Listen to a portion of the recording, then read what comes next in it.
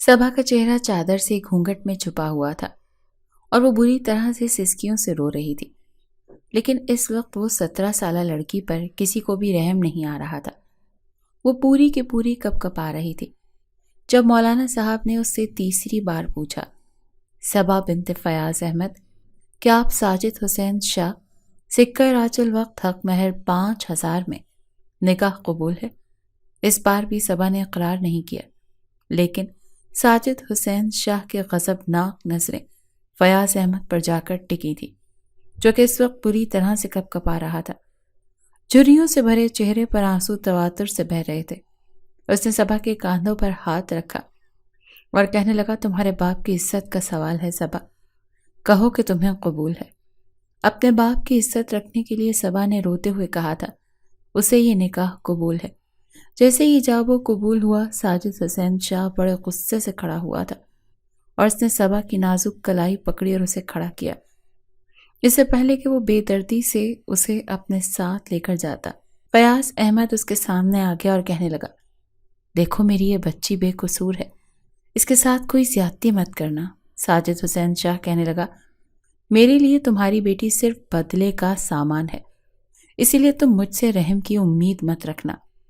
پوری برادری میں جو ذلت مجھے اٹھانی پڑی ہے، اس کا خمیازہ یہی بھگتے گی، اور پنچایت کے فیصلے کو مد نظر رکھتے ہوئے تم پوچھ گچھ کا حق نہیں رکھتے۔ تم مجھ سے اپنی بیٹی کے معاملے میں کوئی سوال نہیں کرو گے۔ سمجھو کہ آج کے بعد تمہاری بیٹی تمہارے لیے مر گئی۔ یہ نہ سمجھنا کہ اس کی رخصتی ہو رہی ہے، یہ سمجھو کہ اس کا جنازہ اٹھ رہا ہے۔ بڑے غضبناک لہجے میں یہ کہتا ہوا وہ صبا کی کلائی کو پکڑے فیاض احمد کے گھر سے باہر نکلا تھا۔ اپنی جیپ کا دروازہ کھولا اور صبا کو دھکیلنے کے انداز میں گاڑی میں بٹھایا اور دوسری جانب سے خود بیٹھ گیا۔ جیپ کی پچھلی نشستوں پر اس کے گارڈ بندوقیں تانے چوکنے کھڑے تھے۔ کچھ ہی دیر میں گاڑی سٹارٹ ہوئی اور دھواں اڑاتی ہوئی بڑی تیز اسپیڈ میں حویلی کی جانب بڑھ رہی تھی۔ کیا کچھ نہیں سوچا تھا ساجد حسین نے؟ اپنا حجلہ عروسی اس نے گلاب کے پھولوں سے سجا رکھا تھا، کیونکہ من چاہی لڑکی کو وہ اپنی بیوی بنا کر لانا چاہتا تھا۔ آج کی رات اس نے بے صبری سے انتظار کیا تھا، لیکن یہ نہیں پتا تھا کہ اہم نکاح کے موقع پر اس کے ساتھ ایسا بھی ہو سکتا ہے۔ کوئی لڑکی اس کے ساتھ اس طرح کا مذاق بھی کر سکتی ہے۔ ساجد حسین کے ساتھ اس کے سامنے کوئی مائی کا لال آنکھوں میں آنکھیں ڈال کر بات نہیں کر سکتا تھا۔ پورا گاؤں ساجد حسین کے غصے کے سامنے کانپنے لگتا تھا۔ اس کی ایک دھاڑ دار آواز پر گاؤں والوں کے دل دہل کر رہ جاتے تھے، اور ایک معمولی سی لڑکی جسے اس نے اپنی عزت بنانے کے بارے میں سوچا تھا، وہ اس کے منہ پر ذلت کا تماچا مار کر جا چکی تھی۔ لیکن وہ کوئی معمولی انسان نہیں تھا جو ایک لڑکی کے ٹھکرائے جانے پر اپنی اہانت برداشت کرتا اور خالی ہاتھ لوٹتا۔ صبا کی سسکیاں اس وقت اسے زہر لگ رہی تھیں۔ وہ کہنے لگا، چپ ہو جاؤ لڑکی، کیا سمجھتے تھے تم لوگ کہ تمہاری بہن اگر بھاگ جائے گی تو ساجد حسین خالی ہاتھ لوٹ آئے گا، پوری برادری کے سامنے اپنی ناک کٹوائے گا؟ دیکھ لو، میں دلہن لینے تمہارے گھر آیا تھا اور دلہن لے کر ہی لوٹوں گا۔ ساجد حسین شاہ کو کوئی شکست نہیں دے سکتا، اور یہ بھی مت بھولنا کہ تمہاری اس بہن کو میں چھوڑ دوں گا۔ اس کا ایسا عبرتناک انجام کروں گا کہ گاؤں کی کوئی بھی لڑکی دوبارہ سے بھاگنے کی ہمت نہیں کرے گی۔ بھاگنے کے نام پر تمہاری بہن کا انجام سوچ کر ہی کانپے گی۔ اس وقت صبا کی یہ حالت تھی کہ کاٹو تو لہو نہ نکلے۔ وہ ضبط کے مراحل سے گزر رہی تھی، چاہتی تھی کہ اپنی سسکیوں کو روک لے، اپنے بہتے آنسوؤں کو یہیں تھمنے پر مجبور کر دے، لیکن بے اختیار تھی۔ کچھ گھنٹے پہلے اس نے سوچا بھی نہیں تھا کہ اس پر اتنی بڑی قیامت ٹوٹ پڑے گی۔ وہ بیٹھی ہی سوچ رہی تھی کہ اس نے غلطی کہاں کی تھی۔ وہ تو صوم و صلات کی پابند تھی، پردہ کرتی تھی، کبھی کسی غیر اجنبی کو اس نے نہیں دیکھا تھا، اور یہی کوشش کرتی آئی تھی کہ کوئی اسے بھی نہ دیکھے۔ پھر اتنی بڑی زیادتی اس کے ساتھ کیسے ہو سکتی تھی، اور کیوں کر ہو رہی تھی؟ اس نے تو کبھی اللہ کی ناشکری نہیں کی تھی، کبھی کوئی گناہ نہیں کیا تھا، بد نظری بھی نہیں کی تھی۔ پھر یہ جلاد صفت انسان کیوں اس کی قسمت کا حاکم بن بیٹھا تھا؟ گاڑی جیسے ہی حویلی میں داخل ہوئی تو حویلی سجی ہوئی تھی۔ اندر ڈھول کی آواز گونج رہی تھی، کیونکہ ساجد حسین شاہ کے گھر کی خواتین بارات کے ساتھ نہیں گئی تھیں، کیونکہ ان کے گھر میں یہ رواج نہیں تھا۔ خواتین گھر میں ہی دلہن کا انتظار کرتی تھیں، وہیں خوشیاں منائی جاتی تھیں۔ صرف مرد ہی جاتے ہیں بارات لے کر اور دلہن کو رخصت کروا کر لے آتے ہیں۔ لیکن جیسے ہی جیپ بڑی تیزی سے حویلی میں داخل ہوئی، اطراف میں کھڑے ڈھول والوں نے ڈھول بجانا شروع کر دیا، ملازمین نے بھنگڑا ڈالنا شروع کر دیا، جبکہ ساجد حسین شاہ کی غضبناک دھاڑ پر سب کچھ بند ہوا تھا۔ موت جیسا سناٹا چھایا تھا۔ گاڑی میں بیٹھی گھونگھٹ میں لپٹی ہوئی صبا پوری کی پوری کانپ گئی تھی۔ ساجد حسین کہنے لگا، بند کرو یہ ڈھول، میری عزت کا جنازہ نکل گیا، میرے ارمانوں کا قتل ہوا ہے، کوئی خوشیاں نہیں منائی جائیں گی یہاں پر، کوئی پھول نہیں نچھاور کیے جائیں گے۔ سن رہے ہو تم لوگ؟ ملازمین تو اپنا سانس روکے کھڑے تھے۔ یوں تو گھر کی خواتین کبھی بھی بیرونی جانب جھانکنے کی ہمت نہیں رکھتی تھی، لیکن اس وقت لاؤنج کا دروازہ کھلا تھا۔ بی جان سر پر سفید چادر اوڑے باہر آئی تھی تاکہ یہ پتہ لگا سکیں کہ آخر قصہ کیا ہوا ہے۔ گھر کی بڑی تھیں، بزرگ تھیں، ساجد حسین کی دادی تھیں۔ باہر آئیں تو ساجد حسین کو غصے سے بپھرا ہوا دیکھا تو متفکر ہوئی تھی۔ اس سے پہلے کہ وہ اس سے کچھ پوچھتی، بنگلے میں دوسری گاڑیاں بھی داخل ہونے لگیں۔ ساجد حسین کے والد، تایا اور اس کے کزن سب گاڑیوں سے نیچے اتر آئے تھے۔ بی جان کہنے لگی، اسے کس چیز کا غصہ آیا ہے؟ کیا ہوا ہے؟ کیا فیاض نے تم لوگ عزت اور احترام میں کوئی کمی چھوڑی ہے؟ یا اس کلموہے نے کھانا ٹھیک سے نہیں بنایا؟ ارے 20 لاکھ کی رقم بھجوائی تھی میں نے اسے کہ باراتیوں کے استقبال میں کوئی کمی نہ ہو۔ جیسا پوتا تھا ویسی ہی دادی تھی، گرجتے ہوئے بولی تھی۔ جب حسین شاہ ان کے سامنے آ کر کھڑا ہو گیا، ایک گہری سانس لی اور کہنے لگا، اماں جان، استقبال میں کوئی کمی نہیں ہوئی، لیکن لڑکی بھاگ گئی تھی۔ یہ سننا تھا کہ بی جان کی رنگت اڑی تھی۔ کہنے لگی، ایسے کیسے بھاگ گئی؟ ارے اس نے کیا اپنی موت کو دعوت دی ہے؟ اور اگر لڑکی بھاگ گئی تو یہ کون ہے؟ جیپ میں بیٹھی صبا کی طرف بی جان نے اشارہ کر کے پوچھا۔ حسین شاہ کہنے لگا، آپ کو تو پتا ہے نا، ساجد حسین کا اس کی چھوٹی بہن سے نکاح کر کے لے آیا ہے۔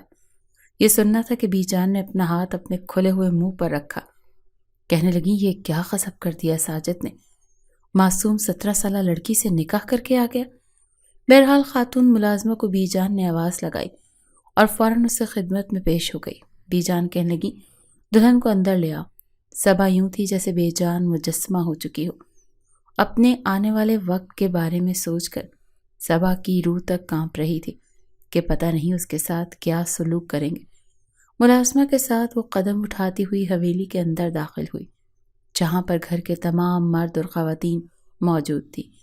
اپنی چادر سے اسے لاؤنج میں لگی تیز برقی روشنی میں سب کے چہرے کچھ دھندلے سے نظر آ رہے تھے۔ سب خواتین حیرت کی تصویر بنی کھڑی تھی کہ اتنی بڑی جرت کوئی لڑکی کیسے کر سکتی ہے، جسے ساجد حسین نے عزت دینی چاہیے اور وہ اسے ٹھکرا کر گھر سے بھاگ جائے۔ گھر سے بھاگ جانے کا اس نے سوچا تو سوچا کیسے؟ اتنا بڑا قدم اٹھایا کیسے؟ وہ بھی فیاض احمد کی بیٹی نے، جو کہ گاؤں کی مسجد کا امام تھا، اور اسی کی دوسری بیٹی اس گھر کی عزت بن کر آئی تھی۔ کوئی بھی اسے عزت دینے کے لیے تیار نہیں تھا، لیکن بی جان نے کہا کہ بڑی بہو سے میرے کمرے میں چھوڑ کر آؤ، یہ میرے کمرے میں رہے گی، جب تک کہ بی جان کے پاس ابھی مکمل بھی نہیں ہوئی تھی کہ ساجد حسین کی دھاڑ دار آواز پوری حویلی میں گونجی تھی۔ وہ کہنے لگا، نہیں بی جان، یہ آج رات میرے کمرے میں جائے گی اور اس معاملے میں کسی کی بات نہیں سنوں گا۔ بی جان کا بھی لہجہ بلند ہوا تھا۔ وہ کہنے لگی، ساجد حسین، تم بھول رہے ہو کہ تم کس کے سامنے کھڑے ہو اور کس کی بات کا اختلاف کر رہے ہو۔ آج تک تمہارے باپ اور چچا کی ہمت نہیں ہوئی کہ میرے سامنے نظریں اٹھائیں، اور تم مجھ سے اونچے لہجے میں بات کر رہے ہو، میری بات سے انکار کر رہے ہو۔ کیا تمہاری نظر میں میری اور میری بات کی کوئی اہمیت نہیں ہے؟ ساجد کہنے لگا، میں اس وقت بہت غصے میں ہوں بی جان، میں غصے سے پاگل ہو رہا ہوں، اس لیے میرے اور اس لڑکی کے بیچ میں مت آئیں۔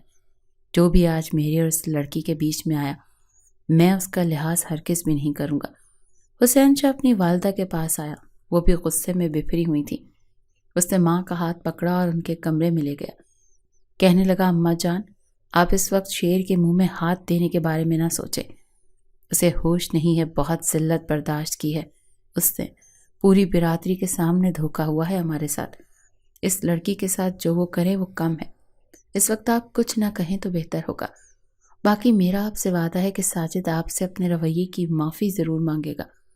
بی جان کہنے لگی اس لڑکی کا کوئی قصور نہیں ہے، قصور اس کی بہن کا ہے اور اسے ہم پوری سزا دیں گے۔ وہ کہنے لگا جب وہ ملے گی تو اسے عبرتناک انجام دینا پڑے گا، ورنہ ہر لڑکی ہمارے سامنے سر اٹھائے گی اور یہی حرکت کرے گی۔ لیکن بخشی یہ لڑکی بھی نہیں جائے گی، کیونکہ اگر ایک بہن بھاگے گی تو دوسری بہن کا ہاتھ بھی اس میں ضرور ہوتا ہے۔ وہ لڑکی اکیلی اتنی بڑی جرت نہیں کر سکتی تھی۔ حسین شاہ کی بات سن کر بی جان کہنے لگی تمہیں پتا ہے تم کس کے بارے میں یہ بات کہہ رہے ہو؟ یہ مولوی فیاض کی بیٹی ہے، چھوٹی بیٹی، حافظ قرآن ہے، باپردہ لڑکی ہے۔ میں جانتی ہوں کہ یہ ایسی نہیں ہے۔ اس کی بڑی بیٹی ویسے بھی اپنے باپ کی ایک نہیں سنتی تھی۔ مجھے تو وہ شروع ہی سے پسند نہیں تھی، لیکن ساجد کی ضد کی وجہ سے میں چپ ہو گئی۔ حسین شاہ کہنے لگا اماں جان آپ آرام کریں، اپنا بی پی ہائی نہ کر لیجیے گا، باقی ہم سب ہیں نا، ہم سنبھال لیں گے۔ باہر لاؤنج میں کڑی گھونگھٹ نکالے صبا سسکیاں حویلی میں ساری خواتین سن رہی تھی۔ پھر بڑے ناگوار انداز سے بڑی بیگم نے اس کے ہاتھ کی کلائی پکڑی اور اسے ساجد حسین کے کمرے میں لے جانے لگی۔ ایک ایک قدم صبا پر بھاری گزر رہا تھا۔ پتہ نہیں وہ شخص اس کے ساتھ کیا سلوک کرتا، اس کے ساتھ کیسے پیش آتا، وہ کچھ بھی تو نہیں جانتی تھی۔ اس کا دل اس وقت زور زور سے دھڑک رہا تھا، خوف کے مارے اس کا رواں رواں کانپ رہا تھا۔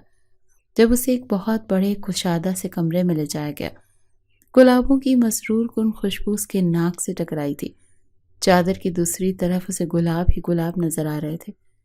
جانتی تھی کہ آج کمرے کی سجاوٹ اس کی بہن کے لیے کی گئی تھی۔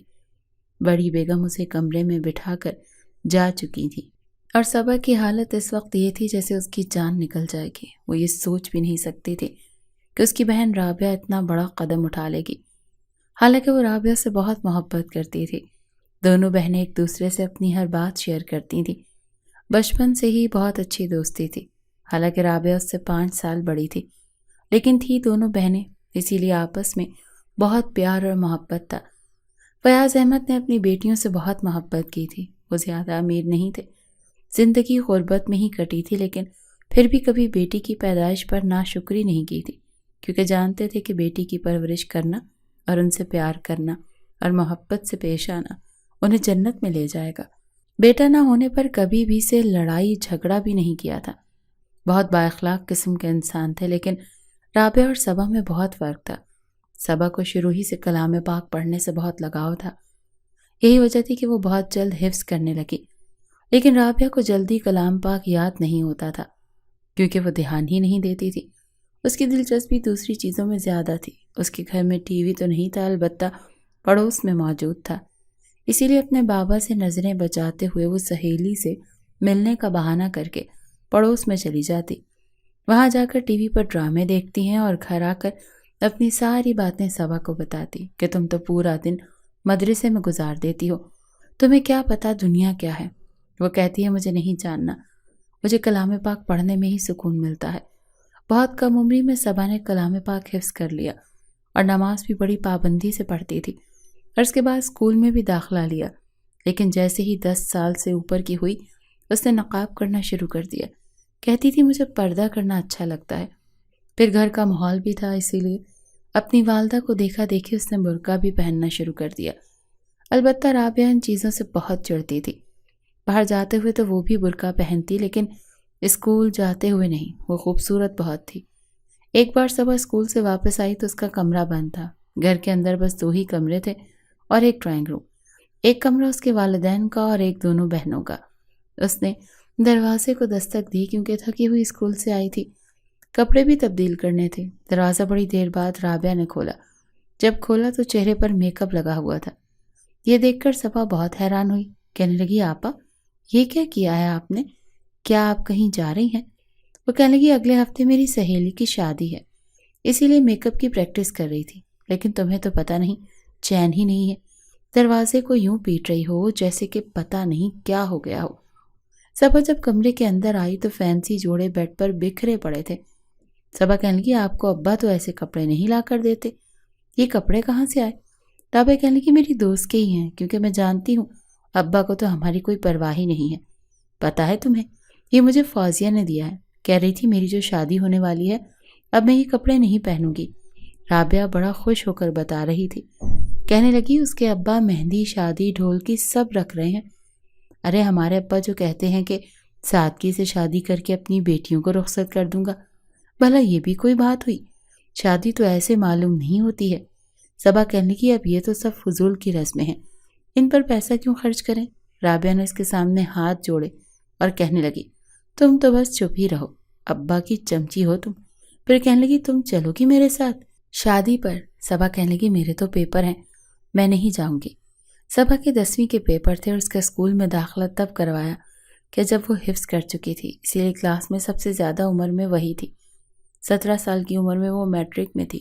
بہرحال پر شادی کی رسمیں بھی شروع ہو گئیں۔ رابعہ تیار ہو کر برقع پہن کر نقاب کر کے جاتی تھی، اسی لیے کسی کو پتہ نہیں ہوتا تھا کہ اس نے کیا پہنا ہے اور کیسی لگ رہی ہے۔ کمرے ہی سے تیار ہو کر برقع پہن کر اپنی اماں سے کہنے لگی میں فوزیہ کی شادی میں جا رہی ہوں۔ اس کی والدہ کہتی کہ جلدی آ جانا۔ وہ جانتی تھی کہ رابعہ کی فوزیہ سے بہت اچھی دوستی ہے، اسی لیے اسے زیادہ روکا ٹوکا نہیں تھا۔ فیاض احمد نے بھی بیٹیوں پر بیجا پابندیاں تو نہیں لگائی تھی، ہاں لیکن کبھی چھوٹ بھی نہیں دی تھی۔ رابعہ فوزیہ کی مہندی پر ڈھولک کی تھاپ پر اپنی سہیلیوں کے ساتھ ناچ رہی تھی۔ آہستہ آہستہ اس کی ساری سہیلیاں پیچھے ہو کر کھڑی ہو گئیں، لیکن اسے تو جیسے ہوش ہی نہیں تھا۔ پہلے تو ساری خواتین ہی صحن میں موجود تھیں، ہلہ گلہ کر رہی تھیں، لیکن اس کے بعد سب خواتین ایک طرف کھڑی ہو گئی تھیں کیونکہ گاؤں کے جاگیردار اور ان کا بیٹا شادی پر مدعو تھا۔ وہ اندر بھی آ چکے تھے، حالانکہ فوزیہ کے چھوٹے بھائی نے آواز بھی لگائی، لیکن وہ اپنے ناچنے میں اس قدر مگن تھی کہ اسے آس پاس کا ہوش ہی نہیں تھا۔ وہ ناچتے ناچتے جھومتے جھومتے کسی سے جا کر ٹکرائی تھی۔ لگتا تھا کہ ابھی گر جائے گی، لیکن کسی کے باہوں کے حصار نے اسے گرنے سے بچا لیا تھا۔ جب رابعہ کی نظریں سامنے کھڑے شخص پر پڑی جس کی باہوں میں وہ مقید ہو چکی تھی، تو پوری طرح سے گھبرائی تھی، کیونکہ وہ جاگیردار کا بیٹا ساجد حسین شاہ تھا جو اسے بڑی ہی دلچسپی سے دیکھ رہا تھا۔ رابعہ نے جلدی سے خود کو سنبھالا اور اس کے ہاتھوں کو اپنے کمر سے پیچھے کیا اور پھر اندر کی طرف دوڑ گئی۔ جا کر فوزیہ کو اس دوسری سہیلیوں کو کہنے لگی کیا تم لوگ مجھے بتا نہیں سکتے تھے؟ اس کی سہیلیاں ہنس رہی تھیں، کہنے لگی تمہیں ہوش ہی کب ہوتا ہے؟ تم تو جب ناچتی ہو تو بس آگے پیچھے کچھ نہیں دیکھتی۔ سب کو لگا کہ بات یہیں پر آ کر ختم ہو گئی، لیکن ایسا نہیں تھا۔ سلسلہ تو جیسے چل نکل رہا تھا۔ ایک بار وہ باغ میں اپنی سہیلیوں کے ساتھ آئی تھی۔ رابعہ بری لڑکی نہیں تھی، بس شوخ مزاج تھی۔ ابھی بھی کمر پر دوپٹہ ڈالے درخت پر چڑھی ہوئی تھی۔ اس کی سہیلیاں کہہ رہی تھیں رابو وہ جو بیچ میں ہے نا وہ والی کیری توڑ کے دو۔ رابعہ کہنے لگی اچھا ٹھیک ہے۔ کہتے کہتے وہ کافی اوپر تک چڑھ گئی۔ کافی بڑا اور گھنا درخت تھا۔ وہ کیریاں توڑ توڑ کر نیچے پھینک رہی تھی اور اس کی سہیلیاں وہ ساری کیریاں اٹھا اٹھا کر اپنے دوپٹوں میں بھر رہی تھی کہ اچانک اسے وہاں پر درختوں کے بیچوں بیچ گرگٹ نظر آ گیا جو کافی بڑا تھا اور سرخ اور ہرے رنگ کا تھا۔ یہ دیکھ کر رابعہ چلانے لگی۔ وہیں باغ میں ساجد حسین بھی موجود تھا جو ایک لڑکی کی نسوانی چیخیں سن کر اس طرف جانے لگا۔ یہ باغ اس کا تھا اور بنا اجازت کے وہ لڑکیاں چوری چھپے کیریاں توڑنے کے لیے آئی تھیں۔ جب ساجد حسین کو وہاں آتے دیکھا تو ساری لڑکیاں باغ سے باہر بھاگ گئی، لیکن جہاں پر رابعہ درخت پر چڑھی ہوئی تھی وہ گرگٹ اس کے اتنے قریب تھا کہ وہ نیچے نہیں اتر سکتی تھی۔ کبھی کافی اوپر، اب سمجھ نہیں آ رہی تھی کہ کہاں سے نیچے اترے۔ اوپر سے سامنے سے گرگٹ کو اپنی جانب بڑھتا دیکھ وہ چلائے جا رہی تھی۔ جب ساجد کی نظر اس حسین دلربا پر پڑی جو کرم دین چاچا کی بیٹی کی مہندی پر اس کا سکھ چین چھین کر چلی گئی تھی، حالانکہ وہاں پر مالی بھی موجود تھا، رابعہ کو دیکھ کر کہنے لگا او تو رابو ہے نا، امام صاحب کی بیٹی، تو یہاں کیا کر رہی ہے؟ باپ تیرا یہاں پر نیکی کے درس دیتا ہے اور تو چوری کر رہی ہے، بنا اجازت کے شاہ صاحب کے باغ کے پھل توڑ رہی ہے۔ مالی غصے سے بولا تھا، لیکن ساجد نے اسے کہا تم یہاں سے جاؤ، یہ میری مجرم ہے، اسے سزا بھی میں خود دوں گا۔ وہ مالی وہاں سے جا چکا تھا۔ رابعہ کوئی راتا گھبراتا دیکھ کے کہنے لگا کیا ہوا ہے تمہیں لڑکی؟ وہ کہنے لگی گرگٹ ہے، میری طرف بڑھ رہا ہے، مجھے بہت ڈر لگتا ہے، پلیز صاحب جی میری مدد کر دیں۔ اس نے ملتجی لہجے میں یہ بات کہی تھی۔ ساجد حسین نے اپنی شال اتار کر ایک طرف رکھی اور درخت پر چڑھ گیا جہاں وہ موجود تھی۔ سامنے گرگٹ کو دیکھ کر اس نے ٹہنی کو ذرا سا ہلایا تو وہ گرگٹ دوسری جانب چلا گیا۔ تب جا کر رابعہ کا سانس بحال ہوا۔ پھر اس نے اپنا ہاتھ رابعہ کی طرف بڑھایا اور کہنے لگا، آپ تو میں نیچے اتارنے میں تمہاری مدد کر دوں۔ رابعہ نے اپنا نازک ہاتھ اس کے ہاتھ میں دیا تھا اور بڑی احتیاط سے اس نے نیچے بھی اتارا تھا۔ جیسے وہ نیچے اتری کافی شرمندہ تھی۔ کہنے لگی، صاحب جی میں یہاں نہیں آ رہی تھی، وہ میری سہیلیاں ہیں نا، مجھے کھینچ کر لائی تھی، کہتی تھیں کہ کیریاں توڑ کر دو، لیکن میرے ہاتھ میں کچھ بھی نہیں ہے، میں نے کوئی چوری نہیں کی، میں بالکل بے قصور ہوں۔ رابعہ نے بڑی معصومیت سے اپنی صفائی پیش کی، پھر اپنی کمر سے دوپٹہ کھول کر خود پر پہننے لگی، کیونکہ ساجد حسین کی یہ تیکھی نظریں اسی پر تھی۔ وہ کہنے لگا، چوری تو تم نے کی ہے۔ وہ ایک ایک قدم اس کی طرف آ رہا تھا اور وہ ایک ایک قدم پیچھے ہو رہی تھی۔ وہ کہنے لگی، اللہ پاک کی قسم میں نے ایک بھی کیری نہیں لی، آپ میرے ہاتھ دیکھ لو، ایک بھی نہیں ہے۔ اس نے آگے بڑھے ہوئے ہاتھ اپنے ہاتھوں میں لے کر کہنے لگا، اس دن کرمدین چاچا کی بیٹی کی مہندی والے دن بہت خوبصورت لگ رہی تھی، اسی دن تم نے میرا دل چرا لیا تھا۔ رابعہ حیران تھی، اس نے کبھی سوچا نہیں تھا کہ جاگیردار کا بیٹا اس سے یوں اظہار محبت کرے گا۔ رابعہ نے جلدی سے اپنے ہاتھ چھڑوائے اور باغ سے بھاگتی ہوئی اپنے گھر چلی گئی، لیکن گھر جا کر کسی کو یہ نہیں بتایا۔ رابعہ کی بچپن ہی سے اپنے خالہ زاد سے بات طے تھی اور اسے اپنا منگیتر بہت پسند بھی تھا۔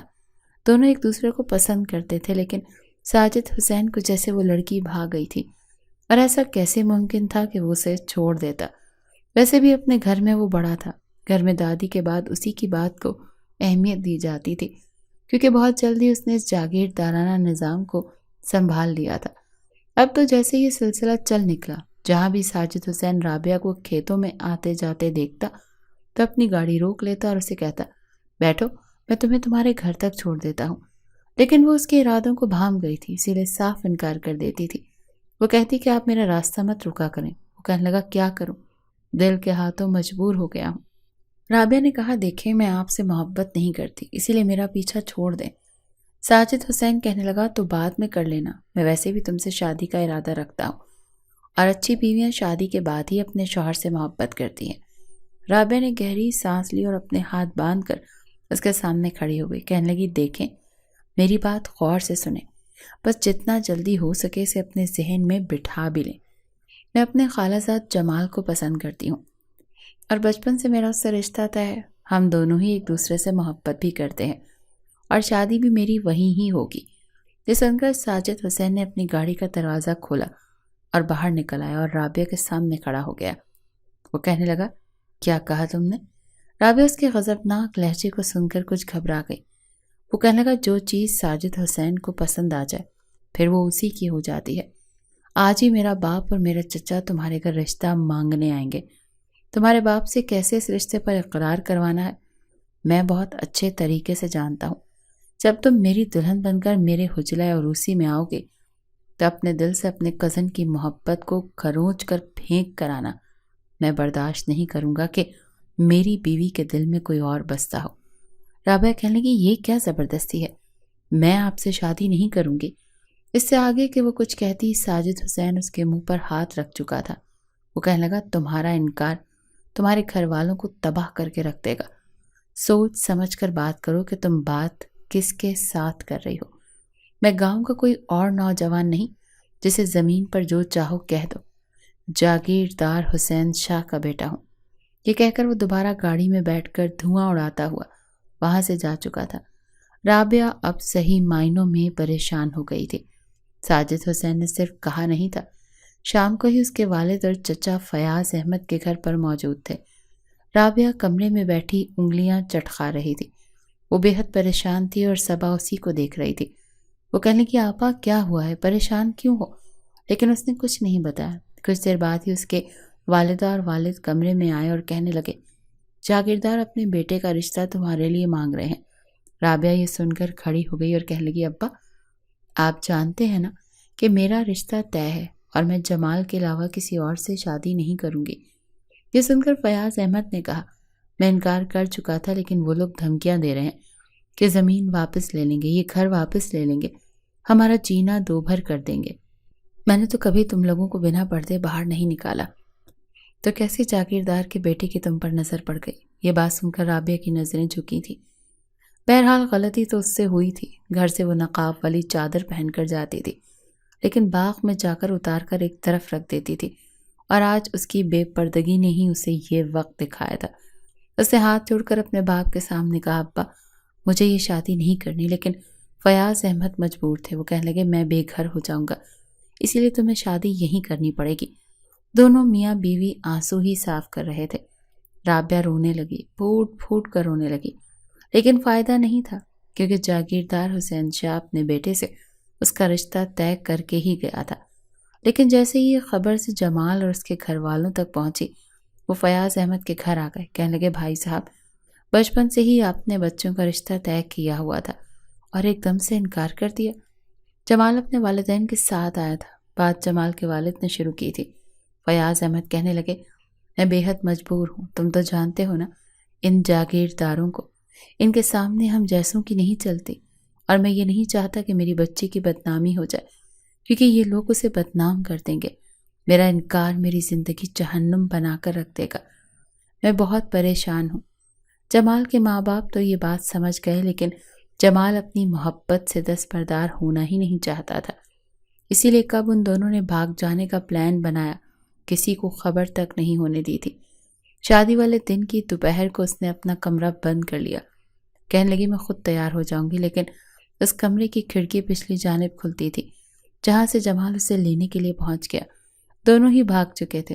جب تک بارات آئی تب تک وہ لوگ شہر جانے والی بس میں بیٹھ چکے تھے، لیکن جب بارات کے آنے کے بعد رابعہ کے کمرے کا دروازہ کھولنے کی کوشش کی تو دروازہ اندر سے لاک تھا۔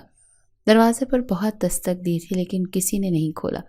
مجبوراً دروازے کو دھکا مار کر کھولا گیا تو وہ کمرے میں نہیں تھی، بس ایک خط لکھا تھا، مجھے ڈھونڈنے کی کوشش مت کیجیے گا، اور جمال کے ساتھ بہت دور جا رہی ہوں، کیونکہ میرا رشتہ میرے باپ نے اسی سے طے کیا تھا۔ میں جاگیردار کے عتاب کا نشانہ نہیں بن سکتی، اور یہ میرا جائز حق ہے۔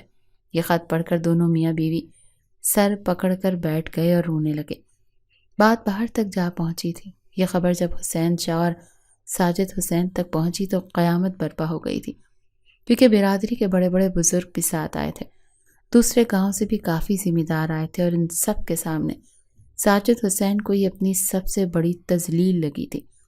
وہ کمرے میں آیا، رابعہ کا خط پڑھ کر پھاڑ کر پھینک دیا، پھر کہنے لگا زندہ نہیں چھوڑوں گا اسے، یہ پاتال میں بھی ہوگی تو بھی میں اسے ڈھونڈ نکالوں گا، اور جس دن یہ مجھے مل گئی اس دن اس کا وہ حشر کروں گا کہ گاؤں کی ہر لڑکی کانپے گی، لیکن میں خالی ہاتھ بھی نہیں جاؤں گا۔ وہ یہ تو نہیں جانتا تھا کہ صبا کون ہے، کیسی ہے، کیونکہ وہ ہمیشہ پردے میں رہتی تھی، بس اسے یہ پتا تھا کہ فیاض احمد کی 2 بیٹیاں ہیں، اسی لیے اس نے پنچایت بٹھائی اور فیصلہ بھی اپنی مرضی سے کروایا کہ وہ یہاں سے خالی ہاتھ نہیں جائے گا، اور اب وہ اپنی دلہن کو رخصت کروا کر لے کر ہی جانا چاہتا تھا۔ رابعہ بھاگ گئی ہے تو پھر فیاض احمد اپنی دوسری بیٹی کا نکاح اس سے کرے گا۔ یہ سن کر تو صبا پر جیسے آسمان ٹوٹا تھا، وہ تو ویسے ہی بہت گھبراتی تھی، وہ بہت کم عمر تھی، ابھی تو اس نے 10ویں کے پیپرز دیے تھے اور بالکل بے قصور تھی، لیکن بہن نے جو کچھ کیا تھا اسے بدلے میں جانا پڑا، اور اب کمرے میں بیٹھی پوری طرح سے خوفزدہ تھی کہ پتہ نہیں ساجد اس کے ساتھ کیا سلوک کرے گا۔ ساجد بھی بڑے جارحانہ انداز میں کمرے میں داخل ہوا تھا، کمرے کا دروازہ بھی بڑے زور سے بند کیا تھا۔ جیسے جیسے وہ قدم بڑھا رہا تھا اس کے قدموں کی آہٹ سے صبا کا دل کسی نے مٹھی میں جکڑ لیا تھا۔ وہ جیسے ہی بیڈ پر اس کے سامنے بیٹھا صبا سمٹ سی گئی تھی۔ ساجد بڑے غضبناک لہجے سے بولا تھا، آج کی رات تمہارے ساتھ گزارنے کے بعد میں تمہیں کل صبح طلاق دے دوں گا، تاکہ تمہارے گھر والوں کو معلوم ہو کہ بدنامی کسے کہتے ہیں۔ یہ کہہ کر ساجد نے بڑی بے دردی سے صبا کی چادر پیچھے ہٹائی تھی۔ بہن کی شادی تھی، اسی لیے صبا نے پنک رنگ کی میکسی پہنی تھی، حالانکہ جانتی تھی کہ بہن ناخوش ہے، لیکن یہ بھی پتا تھا کہ وہ بے پردگی کرتی تھی، باز نہیں آتی تھی، صبا کے کہنے پر نہ اپنی ماں باپ کے کہنے پر۔ صبا نے پنک رنگ کی میکسی پہنی تھی اور تیار بھی ہوئی تھی۔ رونے سے کاجل پھیل چکا تھا، لیکن یہ اس کے حسن کو دوبالا بھی کر چکا تھا۔ بڑے غصے سے ساجد نے پہلی نظر اس پر ڈالی، لیکن پھر نظریں ہٹانا بھول گیا۔ وہ بہت کم عمر سی لڑکی تھی جو اس وقت ڈری سہمی اس کے سامنے بیٹھی تھی۔ خوف کے مارے صبا نے اپنی دونوں آنکھیں بند کر لی۔ خوف کے مارے اس کے ہونٹ بھی کپ کپا رہے تھے۔ بڑی محویت سے ساجد حسین صبا کو دیکھ رہا تھا، جو کہ خوبصورت ہونے کے ساتھ ساتھ معصوم بھی تھی اور کم عمر بھی۔ اس کی آنکھوں سے آنسو بہہ رہے تھے۔ ساجد نے جب اس لڑکی کو کپ کپاتے اور زرد ہوتی رنگت کے ساتھ دیکھا تو اپنے غصے پر کنٹرول کر کے وہ پیچھے ہٹ کر کہنے لگا، جاؤ جا کر اپنے کپڑے تبدیل کرو اور صوفے پر جا کر سو جاؤ۔ یہ سن کر صبا کو اپنے کانوں پر یقین نہیں آیا۔ اسے تو لگا تھا کہ آج پتہ نہیں وہ بدلے کے طور پر کیا ظلم و ستم کا شکار ہوگی، لیکن ساجد نے اسے کچھ نہیں کہا تھا۔ شاید اس کی کم عمری پر رحم آ گیا، یا اس کی معصوم شکل دیکھ کر۔ یہ تو وہ سمجھ نہیں پا رہی تھی کہ ایک دم سے اسے ہوا کیا۔ صبا جلدی سے بیڈ سے اٹھی اور الماری میں رکھے ہوئے عام لباس کو جا کر پہن لیا۔ اپنی میکسی اس نے الماری میں رکھ دی تھی۔ تب تک ساجد بیڈ پر لیٹ چکا تھا، آنکھیں بھی بند کر چکا تھا۔ صبا نے آہستگی سے تکیہ اٹھایا، صوفے پر جا کر لیٹ گئی۔ لیکن دسمبر کا مہینہ تھا، سردی بہت زیادہ تھی اور کمبل ایک ہی تھا جسے ساجد لے کر سویا ہوا تھا۔ اس میں اتنی ہمت نہیں تھی کہ اپنے لیے اسے کمبل یا کوئی کنورٹر مانگ لیتی، اسی لیے خاموشی سے صوفے پر لیٹ گئی۔ لیکن رات کو سردی کے مارے اسے نیند نہیں آ رہی تھی۔ کافی دیر جاگتی رہی۔ جب کچھ نہ بن پڑی تو اپنی میکسی الماری سے نکال کر وہی اپنے اوپر اوڑھ کر سونے کی کوشش کرنے لگی۔ کچھ ہی دیر میں وہ سو چکی تھی۔ رات کا نہ جانے کون سا پہر تھا جب ساجد کی آنکھ کھلی۔ اس نے کروٹ بدلی تو آنکھیں کھول کر دیکھا، صبا صوفے پر سو رہی تھی اور اپنے اوپر وہی میکسی لی ہوئی تھی، شاید سردی کی وجہ سے۔ یہ دیکھ کر وہ اٹھ کر بیٹھ گیا۔ پہلے تو دل میں خیال آیا کہ الماری کے تیسرے خانے میں رکھا ہوا کمبل اس پر ڈال دے، لیکن پھر رابعہ کا خیال آیا تو غصہ آنے لگا۔ یہ بھی اسی کی بہن ہے، پھر وہ اس پر کیوں رحم کھائے جس کی بہن نے ساری برادری میں اس کی ناک کٹوا دی۔ اچھا ہے سردی سے کانپتی رہے۔ وہ دوبارہ سے کمبل اوڑھ کر سو گیا۔ دوسری بار اس کی آنکھ کلام پاک کی تلاوت پر کھلی۔ اس نے آنکھیں کھول کر دیکھا تو صبا جائے نماز بچھائے آنکھیں بند کیے کلام پاک کی تلاوت کر رہی تھی۔ یہ سن کر وہ اٹھ کر بیٹھ گیا۔ صبا کی آنکھوں سے آنسو بہہ رہے تھے اور وہ سورہ رحمان پڑھ رہی تھی۔ وہ کافی خوش الہانی سے پڑھ رہی تھی۔ اس کی آواز بہت پیاری تھی۔ پہلی بار ایسا ہوا کہ سجاد، جو بڑی توجہ اور بڑی دلچسپی سے وہ سن رہا تھا، جیسے ہی صبا نے سورہ رحمان کی تلاوت ختم کی، دعا مانگی تو جائے نماز طے کر کے کھڑی ہو گئی۔ لیکن سامنے بیڈ پر ٹیک لگائے اس نے جب ساجد کو دیکھا تو نظر جھکا گئی۔ ساجد کہنے لگا، تمہاری دعائیں تمہیں اس ذلت سے نہیں بچا سکتی جو میں تمہیں دوں گا۔ رات کو تو میں نے تمہیں بخش دیا تھا، لیکن ضروری نہیں میں تمہیں روزانہ بخشتا رہوں۔ مجھے ایک بار رابعہ کے ملنے کا انتظار ہے، اسے اس کی سزا دینے کے بعد تمہیں بھی طلاق دے دوں گا۔ یہ مت سمجھنا کہ تمہیں بخش دوں گا اور میں تمہیں اپنی بیوی بنا کر رکھوں گا، عزت دوں گا۔ میں ایسا کچھ نہیں کروں گا، اسی لیے یہ وظیفے تمہارے کام نہیں آئیں گے، تمہارا گھر نہیں بچائیں گے، تم پر طلاق کا دھبا نہیں مٹائیں گے۔ وہ کہنے لگی، اگر میرے اللہ نے میری قسمت میں یہ سب لکھا ہے تو میں روک نہیں سکتی، جس طرح اس نکاح کو نہیں روک پائی، کیونکہ اللہ نے آپ کو میرے نصیب میں لکھ دیا تھا۔ میں چاہ کر بھی انکار نہیں کر سکتی تھی، اور نہ ہی آپ کر پائے۔ جو ہونا تھا ہو گیا، کیونکہ میری قسمت میں آپ کو لکھا گیا تھا۔ اگر میرے اللہ کی مرضی ہوئی تو یہ رشتہ بھی میری آخری سانس تک نبھاؤں گی، اور اگر بدنامی ہی میرے نصیب میں لکھی ہے تو میں اسے روک نہیں سکتی۔ یہ کہہ کر وہ کمرے سے باہر جا چکی تھی اور ساجد کو حیران کر چکی تھی۔ وہ اس کم عمر لڑکی سے اتنی بڑی بات کی امید نہیں رکھتا تھا۔ حویلی میں سب خواتین فجر کے بعد ہی اٹھ جاتی تھی، اور ملازمین بھی، لیکن مرد حضرات اپنی مرضی سے اٹھنے کے مالک تھے۔ جب بی جان نے صبا کو صبح سویرے کمرے سے باہر دیکھا تو اپنے پاس بلا لیا۔ اس وقت صرف وہی اٹھی ہوئی تھی، نماز پڑھ کر کمرے سے باہر آئی تھی۔ صبا کو لاؤنج کے صوفے پر بیٹھا دیکھا تو اپنے پاس بلا لیا۔ وہ خاموشی سے بی جان کے پاس آئی اور انہیں سلام کیا۔ اس معصوم کم عمر لڑکی پر انہیں بہت پیار آ رہا تھا۔ بی جان اسے اپنے کمرے میں لے گئی اور بیڈ پر بٹھایا اور کہنے لگی، میں جانتی ہوں ساجد حسین کا غصہ بہت تیز ہے، لیکن وہ بھی برا نہیں ہے۔ اس نے بے شک غصے اور طیش میں تم سے نکاح کیا، لیکن میں جانتی ہوں آہستہ آہستہ وہ ٹھیک ہو جائے گا۔ सबा نے بی جان سے کوئی بات نہیں کی کہ ساجد کا ارادہ کیا ہے. وہ تو اسے رکھنا ہی نہیں چاہتا. کچھ ہی دیر میں بڑی بیگم اور چھوٹی بیگم بھی جاگ گئی تھی. جب صبا کو بی جان کے کمرے میں دیکھا تو اس سے کہنے لگی تم باہر آ جاؤ کیونکہ بی جان ناشتے کے بعد آرام کریں گی. بی جان کا ناشتہ بڑی بیگم نے ہی بنایا تھا. بی جان کو ناشتہ کروا کر اس نے دوا دی اور بی جان سو گئی. صبا کمرے سے باہر آ چکی تھی.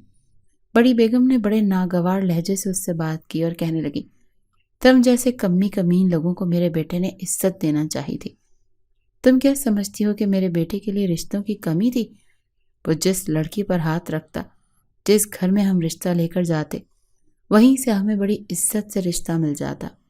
میرے بیٹے نے تو محبت میں ذات برادری اور ہم لوگوں کو بھی نہیں دیکھا اور تمہاری کم ظرف بہن کو پسند کر لیا اور بڑی عزت سے اس سے شادی کرنا چاہی. لیکن وہ کل مہی اس قابل ہی نہیں تھی کہ جاگیردار گھرانے کی بہو بنتی. صبا نے کہا کہ رشتے زبردستی سے نہیں کیے جاتے. آپ کے شوہر اور آپ کے دیور زبردستی میری بہن کا رشتہ میرے والد سے طے کروا کر گئے تھے. میری بہن کی بچپن ہی میں میری خالہ زاد کے ساتھ بات طے تھی اور میری بہن اسی سے شادی کے لیے رضامند نہیں تھی. وہ بار بار کہتی رہی کہ مجھے یہاں شادی نہیں کرنی، پر آپ کے شوہر اور دیور نے میرے باپ کو دھمکیاں دے دیں. یہ سننا تھا کہ ایک زوردار تھپڑ بڑی بیگم نے صبا کے منہ پر مارا تھا. وہ کہنے لگی کم ظرف، ہمارے آگے زبان چلاتی ہے. تیری زبان کھینچ کر منہ سے نکال کر باہر پھینک دوں گی. تمہیں میں اس گھر میں کبھی بھی بہو کی حیثیت سے قبول نہیں کروں گی. تم ایک زر خرید غلام کی طرح یہاں پر زندگی گزارو گی اور میں اپنے بیٹے کی شادی اپنے بھائی کی بیٹی سے کروں گی اور تمہارے سامنے کروں گی. صبا کہنے لگی مجھے کوئی اعتراض نہیں، آپ جہاں چاہیں اپنے بیٹے کی شادی کر سکتی ہیں. بڑی بیگم کہنے لگی جاؤ کچن میں، آج کے بعد سارے ملازمین کا کھانا اور گھر کے افراد کا کھانا تم اکیلے پکاؤ گی اور کوئی بھی تمہاری مدد نہیں کرے گا.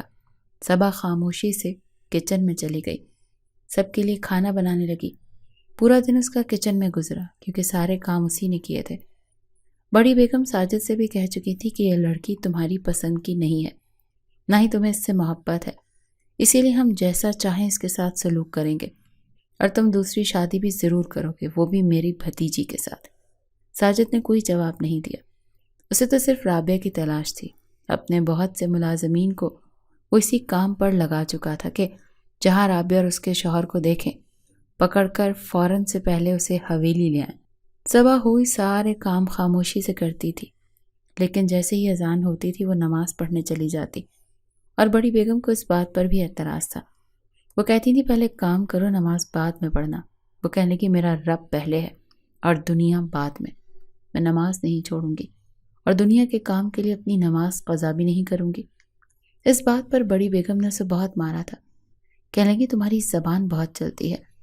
ایک بار یہ منظر ساجد نے بھی دیکھ لیا کہ اس کی ماں صبا کو اس بات پر مار رہی تھی کہ وہ پہلے نماز پڑھنا چاہتی تھی اور گھر کے کام بعد میں کرنا چاہتی تھی. یہ دیکھ کر اسے کچھ افسوس سا ہوا تھا. وہ جانتا تھا کہ وہ نماز کی پابند ہے کیونکہ صبح صبح اس کی آنکھ صبا کی کلام پاک کی تلاوت سے ہی کھلتی تھی. پہلی بار آگے بڑھ کر اس نے اپنی ماں کا ہاتھ پکڑا تھا. وہ کہنے لگی کیوں مار رہی ہو آپ اسے؟ کیا کیا ہے اس نے؟ صبا کے چہرے پر 5 انگلیاں چپی ہوئی تھیں اور وہ رو رہی تھی. بڑی بیگم کہنے لگی تم کون ہوتے ہو پوچھنے والے؟ میرا ہاتھ چھوڑو، یہ بہت زبان دراز لڑکی ہے. ساجد کہنے لگا مجھے پتا ہے اس نے کیا کہا. آپ سے کیا گالی دی ہے، بدتمیزی کی ہے، اسے میں خود ماروں گا. مجھے بتائیں اس کا قصور کیا ہے؟ بڑی بیگم کہنے لگی کہتی ہے پہلے نماز پڑھوں گی پھر کام کروں گی. یہ ہوتی کون ہے میرا کام بعد میں کرنے والی؟ وہ کہنے لگا یہ تو کوئی بری بات نہیں ہے، اگر پہلے نماز پڑھنا چاہتی ہے تو پڑھ سکتی ہے اور میرے خیال سے ہم بھی مسلمان ہیں، اس وقت سے نماز پڑھنے سے تو کوئی نہیں روک سکتے. آپ کل کو اللہ کے سامنے کیا جواب دیں گی؟ امی یہ سن کر بڑی بیگم چپ سی ہو گئی. پھر اس نے صبا سے کہا جاؤ نماز پڑھو، باقی کا کام بعد میں کر لینا، اور فوراً سے اٹھ کر لنگڑاتے ہوئے اپنے کمرے میں چلی گئی کیونکہ بڑی بیگم نے اپنے پاؤں کی جوتی سے اس کے پیر کو بھی زور سے دبایا تھا. پھر وہ کرراہ کر رہ گئی تھی. ساجد نے اپنی والدہ سے کہا کہ آج کے بعد اسے نماز کے لیے مت روکے گا. پہلی بار ساجد کو لگا کہ اس کے دل میں صبا کے لیے ہمدردی کا جذبہ جاگا ہے. رات کو جب وہ صوفے پر جا کر سونے کے لیے بیٹھی تو ساجد کافی دیر تک اس کا چہرہ دیکھتا رہا۔ اس کی رنگت پہلے سے بہت زیادہ پیلی پڑ چکی تھی، لیکن آج تک اس نے شکوہ نہیں کیا تھا، کوئی شکایت بھی نہیں کی تھی۔ ساجد کی ہر چیز کا خیال رکھتی تھی، اس کے کپڑے اسے پریس ملتے تھے، اس کے جوتے سے ہمیشہ صاف کر کے خود پہناتی تھی، اس کے سر پر عزت کی پگڑی بھی رکھتی تھی جو کہ جاگیرداروں کی شان ہوتی ہے۔ کبھی شکوہ نہیں کیا تھا، کوئی شکایت نہیں کی تھی۔ پھر کیسے ممکن تھا کہ وہ اپنے دل کو صبا کے لیے دھڑکنے سے روک سکتا؟ صبح جب اسے صبا کی تلاوت کی آواز آئی تو اٹھ کر بیٹھ گیا۔ پہلی بار ایسا ہوا کہ وہ وضو کر کے آیا تھا۔ جیسے ہی صبا جائے نماز اٹھانے لگی تو کہنے لگا، بچھا رہنے تو مجھے نماز پڑھنی ہے۔ ساجد کو پتہ ہی نہیں چلا تھا کہ کب آہستہ آہستہ وہ بدلنے لگا تھا، نماز بھی پابندی سے پڑھنے لگا تھا، اور اس کا یہ بدلاؤ بی جان کو بہت اچھا لگا تھا۔ وہ خود بھی صبا کی بہت تعریف کرتی تھی، انہیں وہ بہت اچھی لگتی تھی، ہر وقت سر کا دوپٹہ رکھتی تھی، منہ میں کلام پاک پڑھتی رہتی اور ساتھ ساتھ گھر کے کام کرتی رہتی تھی۔ 2 ماہ گزر چکے تھے، لیکن اب ساجد کا دل مکمل طور پر صبا کی طرف مائل ہو چکا تھا۔ اسی لیے ایک رات اس نے اسے بڑی عزت سے اپنے بیڈ پر لٹایا تھا اور بڑی محبت سے نکاح کے پاکیزہ رشتے کو نبھایا تھا۔ لیکن اگلی صبح اسے پتہ چل گیا کہ جمال اور رابعہ شہر میں رہ رہے ہیں۔ ان کا پتہ لگ چکا تھا اور اس خبر نے پوری حویلی میں تہلکہ مچا دیا تھا۔ دونوں کو پکڑا جا چکا تھا اور وہ حویلی میں ہی لائے جا رہے تھے جب صبا نے ہاتھ جوڑ کر منت کی تھی کہ اس کی بہن کو کچھ نہ کہا جائے، لیکن ساجد چپ تھا۔ جیسے ہی رابعہ اور جمال کو ساجد کے پاؤں میں لا کر پھینکا گیا تو جمال اس کے سامنے ہاتھ جوڑنے لگا، کہنے لگا، خدا کی قسم ہمارا کوئی قصور نہیں سوائے اس کے کہ ہم نے اپنا جائز حق استعمال کیا ہے۔ ساجد نے جمال کا ہاتھ پکڑا تو رابعہ کو لگا جیسے اس کو جان سے مار ڈالے گا، لیکن وہ کہنے لگا کہ میں نے تم دونوں کو معاف کیا، تم لوگ اسی گاؤں میں رہ سکتے ہو، مجھ سے چھپنے کی ضرورت نہیں۔ سب لوگ ساجد کا فیصلہ سن کر جتنا بھی حیران ہوتے اتنا ہی کم تھا۔ اس کے بعد ساجد حسین نے پوچھا کہ تم نے معاف کیوں کیا ہے؟ وہ کہنے لگا، میری قسمت میں صبا تھی بابا جان، اور پتہ نہیں میری کون سی نیکی کا صلہ مجھے صبا کی صورت میں ملا ہے، جس کی خدمت نے، محبت نے اور دینداری نے مجھے بالکل بدل کر رکھ دیا۔ میرے دل میں کسی کے لیے کوئی بھی نفرت نہیں ہے۔ میں سمجھ گیا ہوں کہ رشتے جبراً مسلط نہیں کیے جاتے، جو قسمت میں ہوتا ہے وہی ہمارے لیے بہتر ہوتا ہے، اور صبا میرے لیے ہر لحاظ سے بہتر ہے۔